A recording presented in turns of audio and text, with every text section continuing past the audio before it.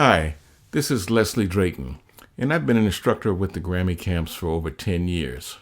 Today I want to talk to you about how a new vocalist can begin to build a basic repertoire. Many times young vocalists come to me and they want to start gigging, and I can ask them, I say, what tunes do you know? And usually they only know 3 or 4 tunes. They're very unsure about some of the details that they need to have in building this repertoire or performing. And I'll suggest, hey, you probably need 20 tunes to build this basic repertoire. And this can fit any genre that one is focusing on.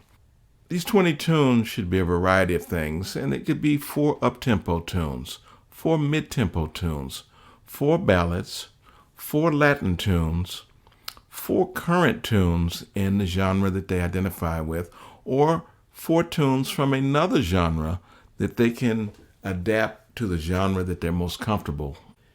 When you pick these tunes, as an artist that's going to perform, one should have an emotional involvement with the tunes, not just something that everyone does all the time, and every time you go somewhere to hear the singers, they're singing the same tunes the same way.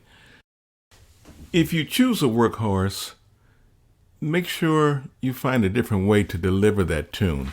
Make it yours. Bring some new life to it. Here's some examples of how some artists have approached that. There's a tune called At Last. Etta James had a huge hit on it. And that tune had been written 20 years before Etta James recorded it. Beyonce covered it a lot like Etta James, but who knows what the first version of that tune sounded like. Aretha Franklin had a big hit on a tune called Respect. She did it a little differently than Otis Redding, who recorded that tune and actually wrote that tune. James Taylor had a big hit on a tune called Handyman. It's a Motown tune.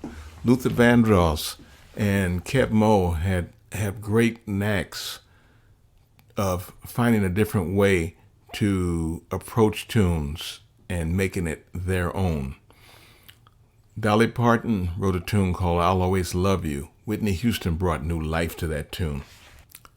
So the next step in this process is to prepare simple chord sheets for the tunes that you're choosing to build your basic repertoire with. You might find a more detailed lead sheet from one of the commercial music sources, but just take the chords, transpose them into the key that you would be performing them in. So it's a good idea to have some piano skills or a friend that's a piano player or a guitar player that can assist you in finding the key, and then learning just basic input with a program like Sibelius or Finale, so that you can put the chords to the tune that you choose on 1 page or 2 pages maximum. After that's done, put the tunes in a folder with numbers on them. If you choose not to do that, some singers put tunes in a loose leaf notebook inside of plastic sheet protectors. This process would take about a year.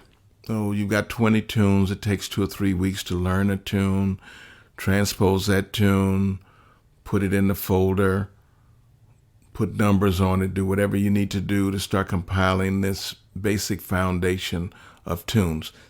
But once you have these 20 tunes, you have a basic repertoire to build on going forward.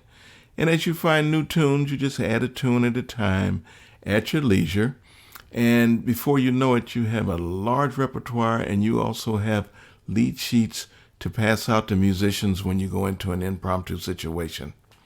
And with that, I just can't wait to hear you on your next gig.